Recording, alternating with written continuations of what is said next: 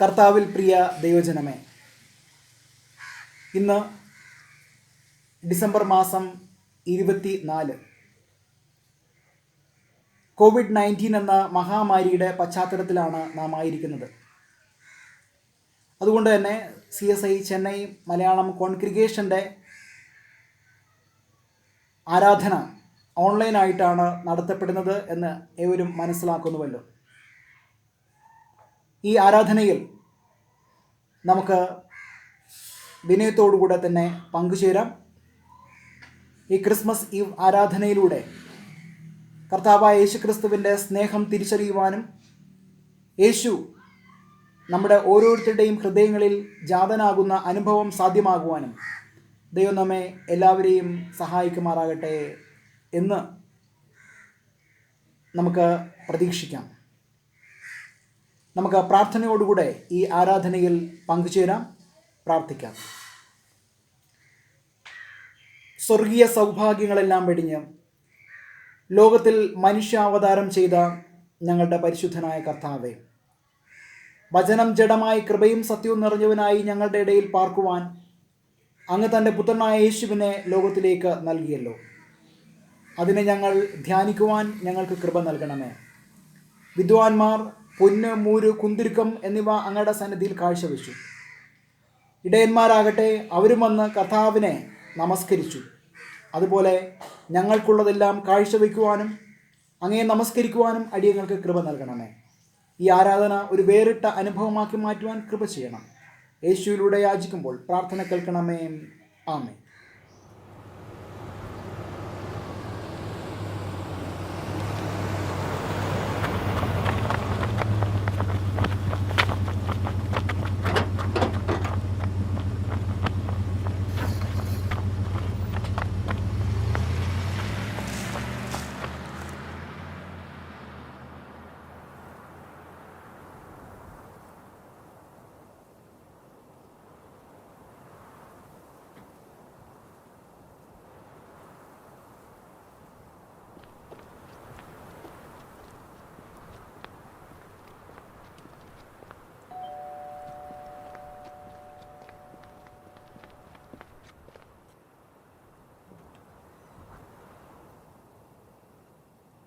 Oh, come, all ye faithful, joyful and triumphant. Oh, come ye to Bethlehem. Come and behold him, born the King of angels. Oh, come, let us adore him. Oh, come, let us adore him. Oh, come, let us adore him, Christ the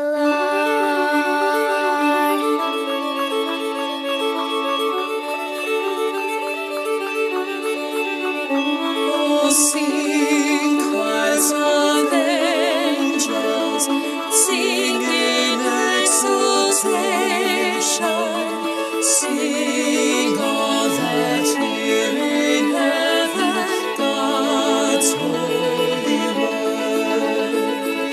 Give to our Father glory in the highest. Oh, come, let us adore him. Come, let us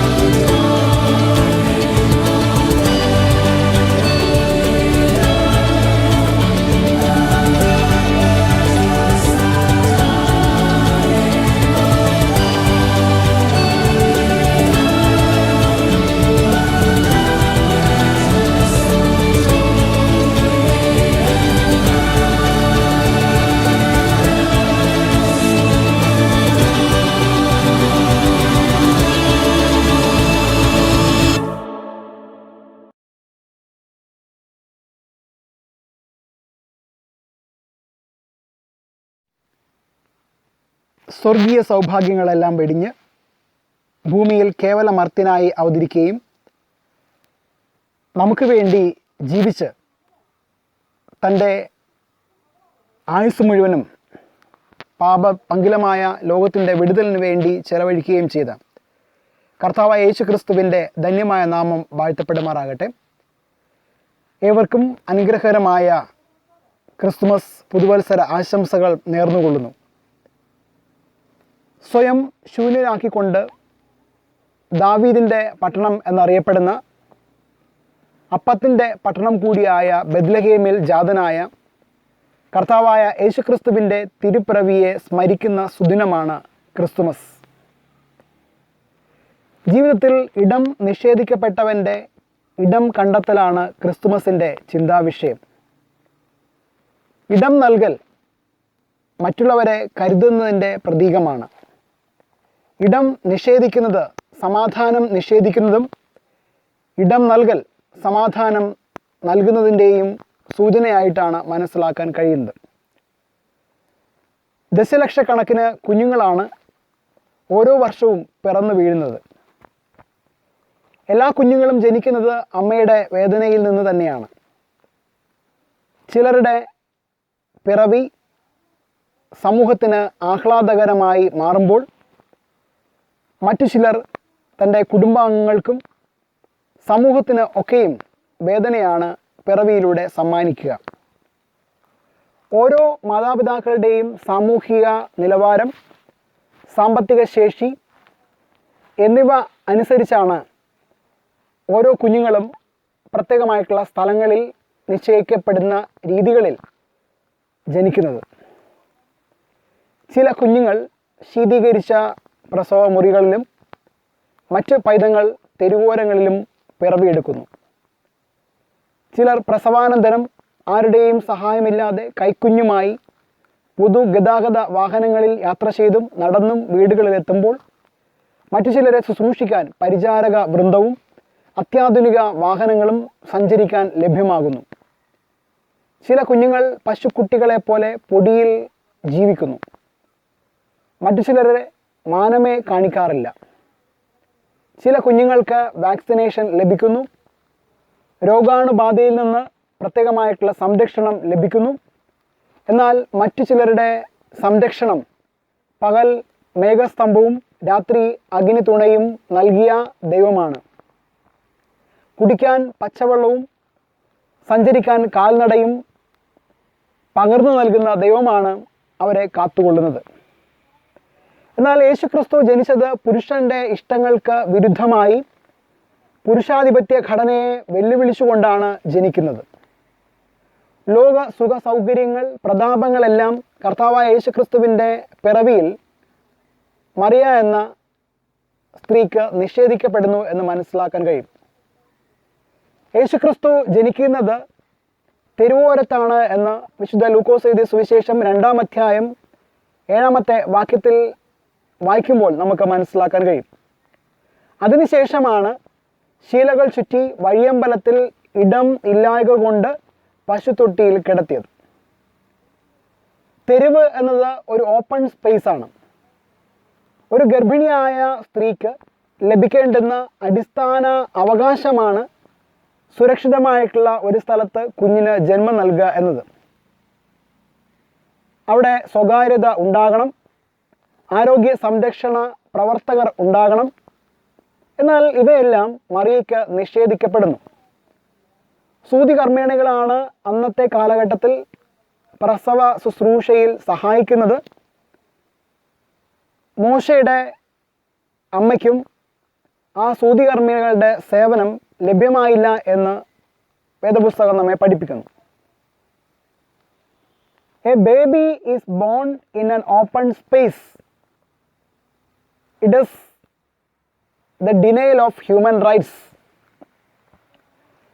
മറിയയുടെ മനുഷ്യാവകാശം നിഷേധിക്കപ്പെടുന്ന ഒരു സംഭവം കൂടിയാണ് കർത്താവായ യേശുക്രിസ്തുവിൻ്റെ തിരുപ്പിറവിയിലൂടെ നാം മനസ്സിലാക്കുന്നത്. മാത്രമല്ല, യേശുക്രിസ്തുവിനെ കൊല്ലുവാൻ ഹെരോദാവ് തൻ്റെ സൈന്യത്തെ അയക്കുന്നതായും വേദപുസ്തകത്തിൽ നിന്നും നമുക്ക് ചിന്തിക്കാൻ കഴിയും.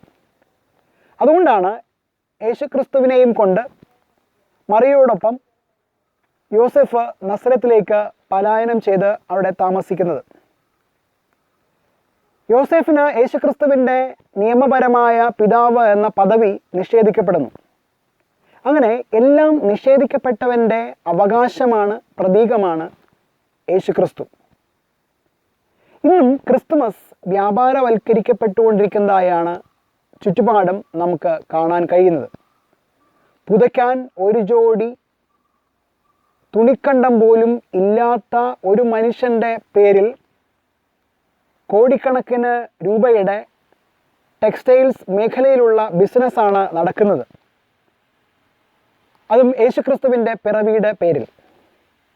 ഇതെല്ലാം കാണുമ്പോൾ നാം ചിന്തിക്കുകയാണ്, ക്രിസ്തുമസ് ആഡംബരത്തിന് വേണ്ടിയിട്ടാണോ അതോ ഓരോ മനുഷ്യൻ്റെയും അതിജീവനത്തിന് വേണ്ടിയാണോ സൃഷ്ടിക്കപ്പെട്ടത് എന്ന്.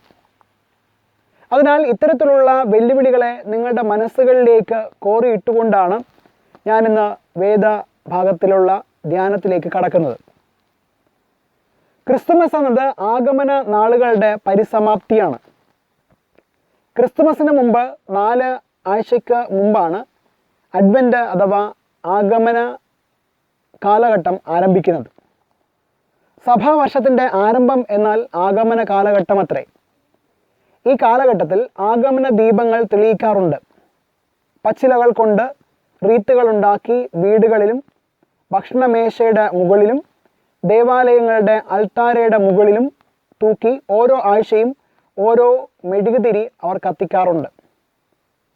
ക്രിസ്തുമസുമായി ബന്ധപ്പെട്ട 3 കാര്യങ്ങൾ ശ്രദ്ധേയമാണ്. അതിൽ ഒന്നാമത് സെൻറ്റ് നിക്കോളാസ് ദിനം. വീട്ടിലെ കുഞ്ഞുങ്ങൾക്ക് സമ്മാനം നൽകുന്ന ദിവസം കൂടെയാണ്. ഏറ്റവും വലിയ സമ്മാനമത്രേ കർത്താവായ യേശുക്രിസ്തു. രണ്ടാമത് ദീപാലങ്കാരം. വീടുകളും മതിലുകളൊക്കെ ദീപത്താൽ അലങ്കൃതമാക്കുന്ന സമയമാണ് ക്രിസ്തുമസ്. മൂന്നാമതായിട്ട് ഗാനാലാപനം. സ്വർഗീയ സൈന്യത്തിൻ്റെ ഗാനാലാപനം കർത്താവായ യേശുക്രിസ്തുവിൻ്റെ പിറവിയിൽ ഉണ്ടായി എന്ന് വേദപുസ്തകം നമ്മോട് ഓർമ്മിപ്പിക്കുന്നു. അതുപോലെ ഈ കരോൾ റൗണ്ട്സ്, ഗാനാലാപനത്തിലൂടെ ജനങ്ങളെ യേശുക്രിസ്തുവിൻ്റെ പിറവിയുടെ സദ്വാർത്ത സംവേദനം ചെയ്യുന്നതായി മനസ്സിലാക്കാൻ കഴിയും. യേശുക്രിസ്തുവിൻ്റെ ജനനമെന്നത് ഒരു പാരമ്പര്യ കുടുംബത്തിൻ്റെ ഘടനകളെ വെല്ലുവിളിക്കുന്ന തരത്തിലുള്ളതായിരുന്നു. പിതൃപാരമ്പര്യത്തിൽ നിന്നും വ്യത്യസ്തമായിരുന്നു യേശുക്രിസ്തുവിൻ്റെ ജനനം. അതുകൊണ്ട് തന്നെ അവൻ സ്ത്രീയിൽ നിന്ന് ജനിച്ച മകനായിരുന്നു എന്ന് നമുക്ക് മനസ്സിലാക്കാൻ കഴിയും. യേശുക്രിസ്തുവിൻ്റെ അമ്മയായ മറിയയുടെ ജീവിതവുമായി ബന്ധപ്പെടുത്തി നമുക്ക് ചിന്തിക്കാൻ കഴിയുന്നത്, മറിയ യോസെഫുമായി കൂടി വരുന്നതിന് മുമ്പേ അവൾ പരിശുദ്ധാത്മാവിനാൽ ഗർഭിണിയായി എന്നുള്ളതാണ്. യഹൂദ നാടുകളിൽ, പ്രത്യേകിച്ചും പാലസ്തീനിൽ നാം നോക്കുമ്പോൾ, ഒരു പുരുഷൻ സ്ത്രീയുമായിട്ട് വിവാഹ നിശ്ചയം കഴിഞ്ഞാൽ അവർ പിന്നെ അറിയപ്പെടുന്നത് ഭാര്യ ഭർത്താവ് എന്നാണ്. എന്നാൽ വിവാഹം കഴിഞ്ഞതിന് ശേഷം മാത്രമാണ് അവർ ഒരുമിച്ച് താമസിക്കുന്നത്. ഇതാണ് അവരുടെ കുടുംബ പശ്ചാത്തലമായി നമുക്ക് മനസ്സിലാക്കാൻ കഴിയുന്നത്. യേശുക്രിസ്തു ജനിച്ച പശ്ചാത്തലം എന്നത് ഏറെ നിർണായകവും പ്രതിസന്ധി നിറഞ്ഞതുമായിട്ടുള്ള ഒരു പശ്ചാത്തലമാണ്. ഇസ്രായേൽ ജനം ഒരു മശിഹയ്ക്ക് വേണ്ടിയിട്ടുള്ള കാത്തിരിപ്പായിരുന്നു നടത്തിയിരുന്നത്. മശിഹ എന്നാൽ ഒരു പുരോഹിത മശിഹ, ഒരു രാഷ്ട്രീയ മശിഹ, വിമോചകനായിട്ടുള്ള മശിഹ വരും എന്നാണ് അവർ പ്രതീക്ഷിച്ചിരുന്നത്. എന്നാൽ റോമൻ ഇമ്പീരിയലിസത്തിൻ്റെ പശ്ചാത്തലത്തിൽ, റോമൻ അധിനിവേശത്തിൻ്റെ പശ്ചാത്തലത്തിൽ അഗസ്റ്റസ് സീസറാണ് അവിടെ ഭരിച്ചിരുന്നത്. അദ്ദേഹത്തിൻ്റെ കാലഘട്ടത്തിലാണ് ലോകമൊക്കെയും പേർ വഴി ചാർത്തേണമെന്ന കൽപ്പന പുറപ്പെടുവിച്ചത്. ഹെരോദാവിൻ്റെ കിരാത ഭരണം അവിടെ ഉണ്ടായി. രാഷ്ട്രീയമായ ഏകാധിപത്യം നിലനിന്നിരുന്ന ഒരു പശ്ചാത്തലമായിരുന്നു അവിടെ ഉണ്ടായിരുന്നത്.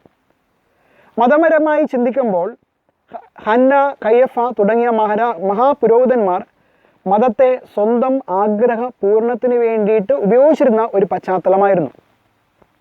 സാമ്പത്തികമായി നോക്കുമ്പോൾ ദാരിദ്ര്യം അനുഭവിക്കപ്പെടുന്ന ഒരു പശ്ചാത്തലം. മറിയ സാധാരണ ഒരു കർഷക കുടുംബത്തിലെ പെൺകുട്ടിയായിരുന്നു. ജനങ്ങൾ പാവകളെ പോലെയാണ് ജീവിച്ചിരുന്നത്. ഈ സാഹചര്യത്തിലാണ് എല്ലാ തരത്തിലുള്ള പീഡനങ്ങൾ അനുഭവിച്ചുകൊണ്ടിരുന്ന, ബുദ്ധിമുട്ടുകൾ അനുഭവിച്ചുകൊണ്ടിരുന്ന പശ്ചാത്തലത്തിലാണ് കർത്താവായ യേശുക്രിസ്തു ഈ ലോകത്തിൽ ഭൂജാതനാകുന്നത്.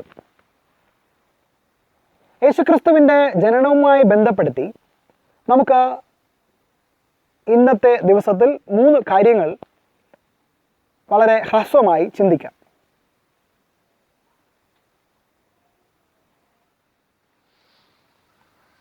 ഒന്നാമതായി, യേശുക്രിസ്തുവിൻ്റെ ജനനം ഭയത്തിൽ വസിക്കുന്നവരെ നിർഭയരാക്കുന്നു. ഗബ്രിയേൽ ദൂതൻ മറിയയോട് പ്രത്യക്ഷപ്പെട്ട് പറയുകയാണ്, ഭയപ്പെടേണ്ട, നിനക്ക് ദൈവകൃപ ലഭിച്ചു എന്ന്.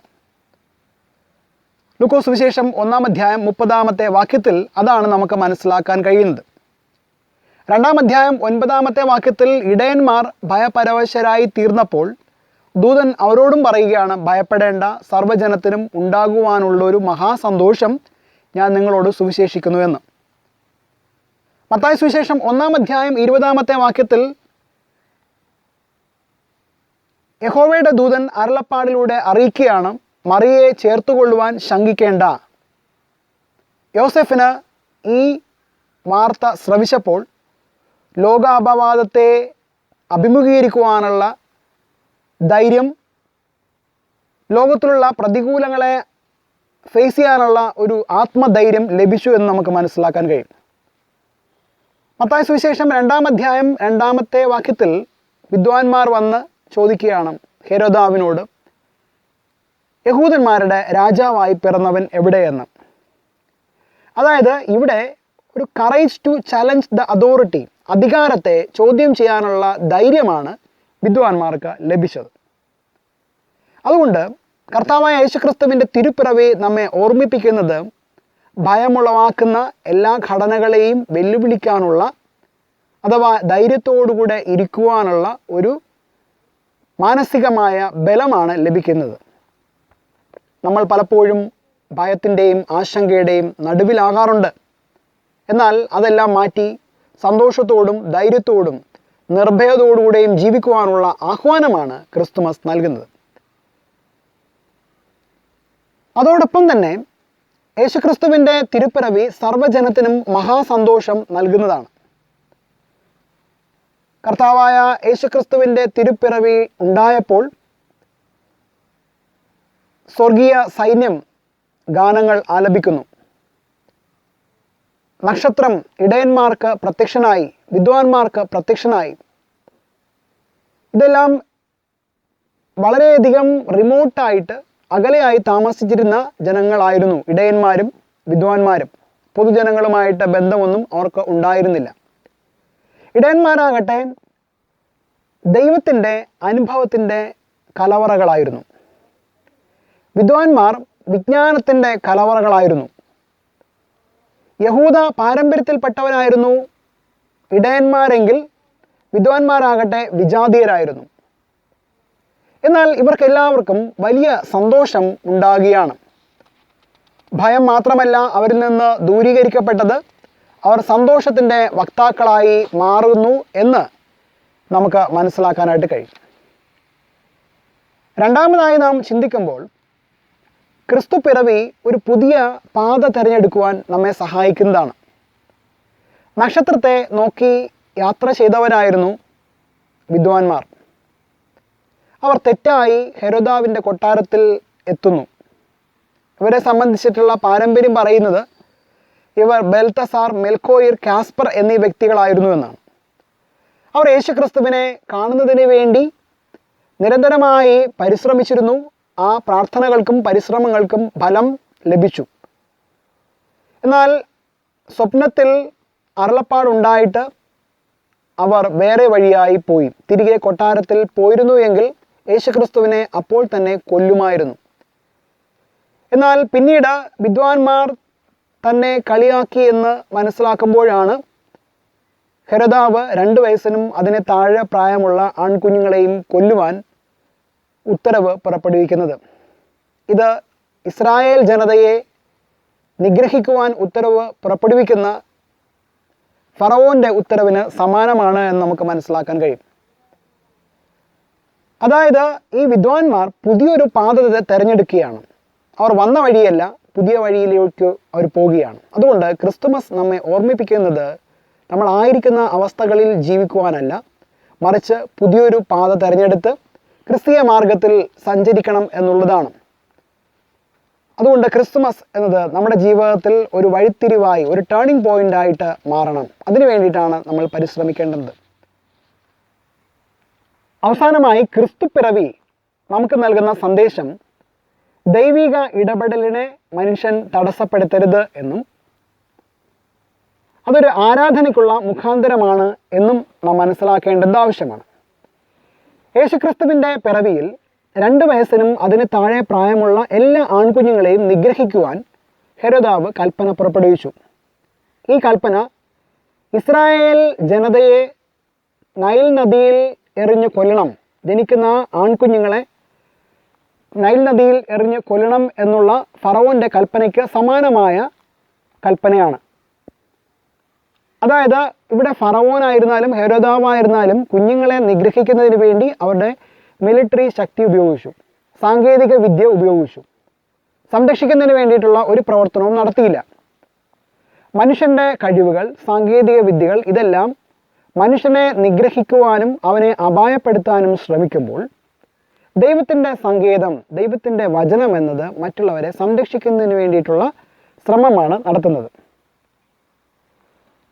എത്രയോ പേരാണ് ഭീകര ആക്രമണങ്ങളിലൂടെ കൊല്ലപ്പെടുന്നത്. അപകടങ്ങളിലൂടെ ഈ ലോകത്ത് നിന്ന് മാറ്റപ്പെടേണ്ടി വരുന്നവർ എത്രയോ പേരാണ്. എത്രയോ പേരുടെ സ്വപ്നങ്ങളാണ് അതിലൂടെ തകരുന്നത് എന്ന് നാം മനസ്സിലാക്കേണ്ടിയിരിക്കുന്നു.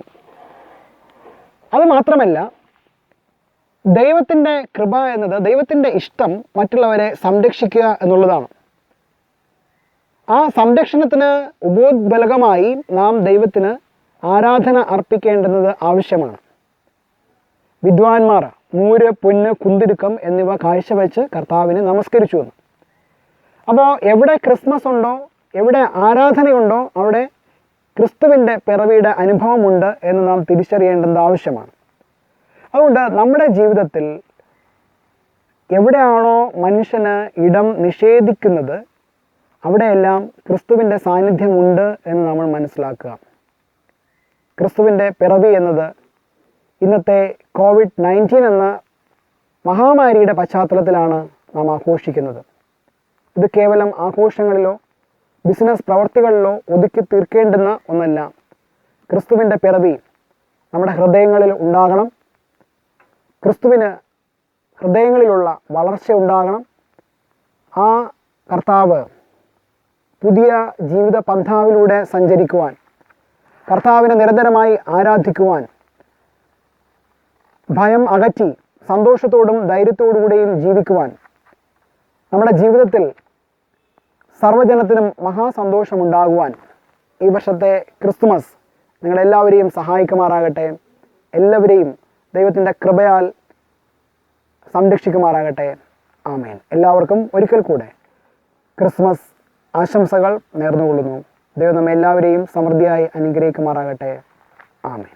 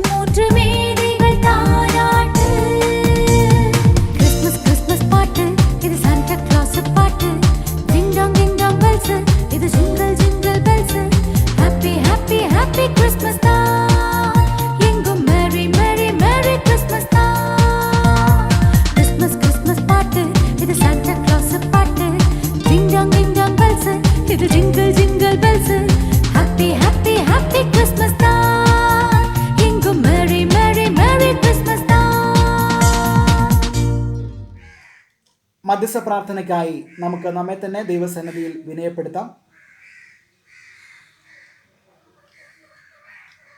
സ്വർഗം തൻ്റെ സിംഹാസനവും ഭൂമിപ്പ് തൻ്റെ പാദപീഠവുമായി സ്വീകരിച്ച് അളവില്ലാത്ത ദാനങ്ങൾ നൽകി ഞങ്ങളെ വഴി നടത്തിക്കൊണ്ടിരിക്കുന്ന ഞങ്ങളുടെ പരിശുദ്ധനായ ദൈവമേ, സ്വർഗസ്ഥ പിതാവേ,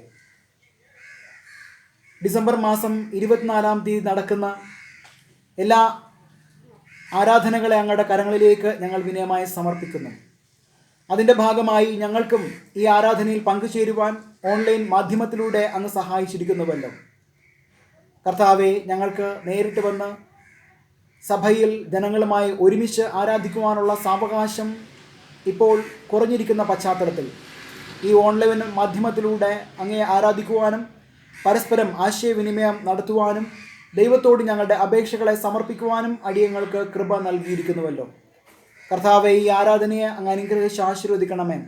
ഞങ്ങളുടെ സഭയിലുള്ള ഓരോരോ അംഗങ്ങളെയും അങ്ങയുടെ കൃപയാൽ അങ്ങ് നിറച്ചുകൊള്ളണമേ എന്ന് പ്രാർത്ഥിക്കുന്നു. കർത്താവെ, ക്രിസ്മസിൻ്റെ അനുഭവം ഞങ്ങൾക്ക് നൽകണമേ. അശാന്തിയുടെ മധ്യേ സമാധാനം നൽകുവാനും സംഭ്രമത്തിൻ്റെ മധ്യേ ധൈര്യം നൽകുവാനും കർത്താവായ യേശുക്രിസ്തുവിൻ്റെ തിരുജനനത്തിലൂടെ അങ്ങ് സഹായിച്ചതുപോലെ ഞങ്ങളും ആയിരിക്കുന്ന മാനസികമായിട്ടുള്ള വിഹ്വലതകൾ, ആശങ്കകൾ, ഭയം ഇതെല്ലാം മാറി സമാധാനത്തിൻ്റെയും സന്തോഷത്തിൻ്റെയും അന്തരീക്ഷം ഞങ്ങൾക്ക് ഓരോരുത്തർക്കും അങ്ങ് നൽകണമേ എന്ന് പ്രാർത്ഥിക്കുന്നു.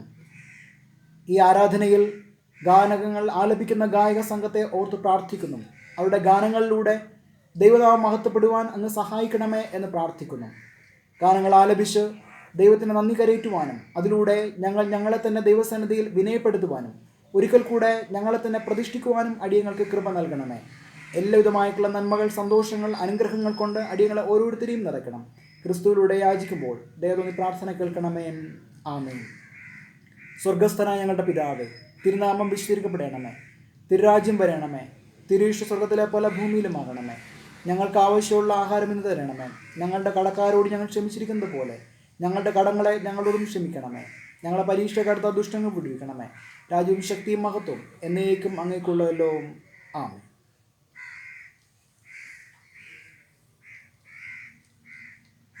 കർത്താവായ യേശുക്രിസ്തുവിൻ്റെ തിരുപ്പിറവി നാം ഓർക്കുന്നത് വിദ്വാൻമാരുടെ കാഴ്ച ദ്രവ്യങ്ങളോടും ഇടയന്മാരുടെ നമസ്കാരത്തോടും സ്വർഗീയ സൈന്യങ്ങളുടെ ഗാനാലാപത്തോടുമാണ്. അതുകൊണ്ട് തന്നെ ഈ ആരാധനയിൽ നമുക്ക് ഗാനാലാപത്തോടുകൂടെ തന്നെ പങ്കുചേരാം. ഈ സമയം ഗായക സംഘത്തോടുകൂടെ ചേർന്ന് നമുക്ക് ഏതാനും ചില ക്രിസ്മസ് ഗാനങ്ങൾ ആലപിക്കാം.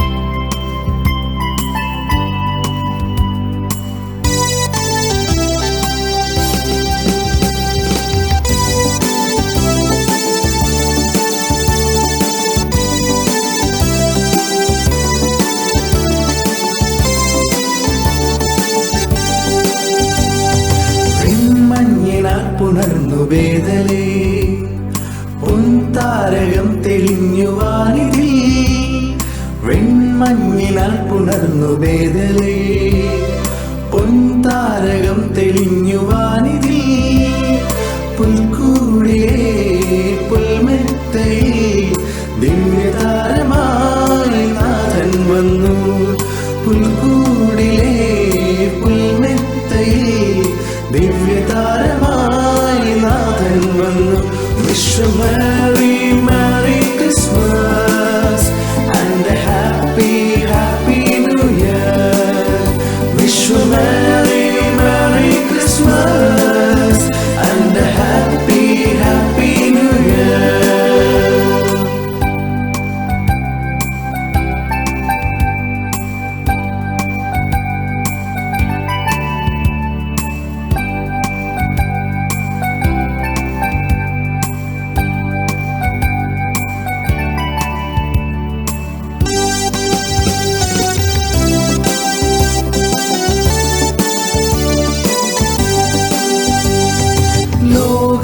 കാത്തിരുന്ന പുണ്യനാളിത് സ്വർഗം ഭൂവിൽ വന്ന നവ്യനാളിത്, ലോകം കാത്തിരുന്ന പുണ്യനാളിത്. സ്വർഗം ഭൂവിൽ വന്ന നവ്യനാളിത്, മാലാഖവൃന്ദം ചേർന്നു പാടി സന്മനസ്സുള്ളോർക്ക് ശാന്തി മന്നിൽ. മാലാഖവൃന്ദം ചേർന്നു പാടി സന്മനസ്സുള്ളോർക്ക് ശാന്തി മന്നിൽ. Wish you a Merry, Merry Christmas and a Happy, Happy New Year. Wish you a Merry, Merry Christmas and a Happy, Happy New Year.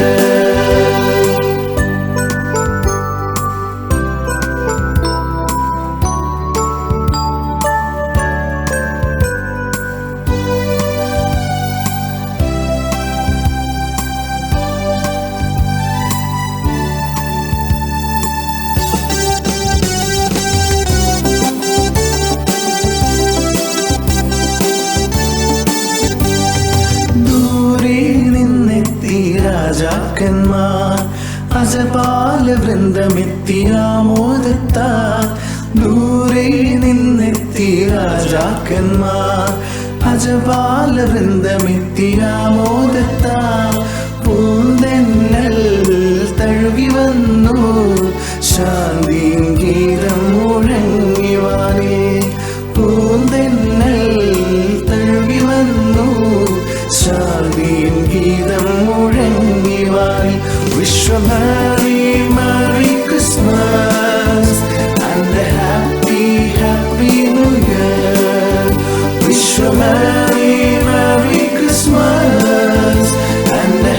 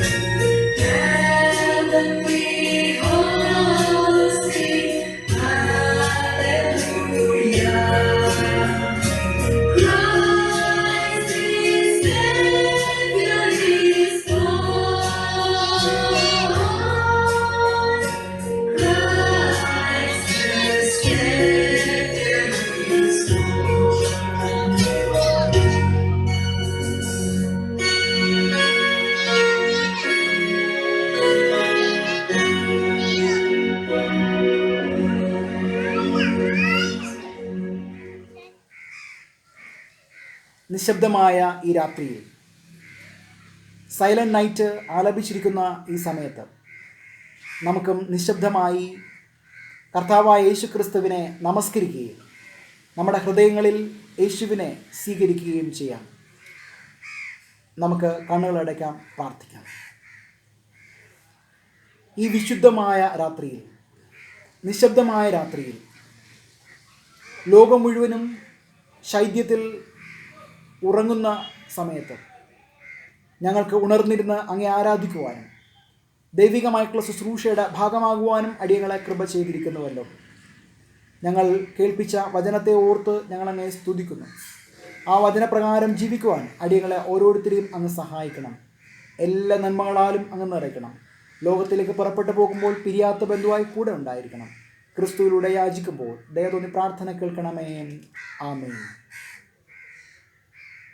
ആശീർവാദം വിശ്വാസത്തോടും പ്രത്യാശയോടും കർത്താവിൻ്റെ ആശീർവാദം സ്വീകരിപ്പിൻ. നമ്മുടെ കർത്താവായ യേശു ക്രിസ്തുവിൻ്റെ കൃപയും പിതാവായ ദൈവത്തിൻ്റെ സ്നേഹവും ആശ്വസിപ്പിക്കുന്ന പരിശുദ്ധാത്മാവിൻ്റെ നിരന്തരമായ സംസർഗവും കൂട്ടായ്മ സഹവാസവും നാം ഏവരോടും ഇന്ന് വന്നേക്കും സദാകാലത്തും ഉണ്ടായിക്കുമാറാകട്ടെ. ആമേൻ. ആമേൻ.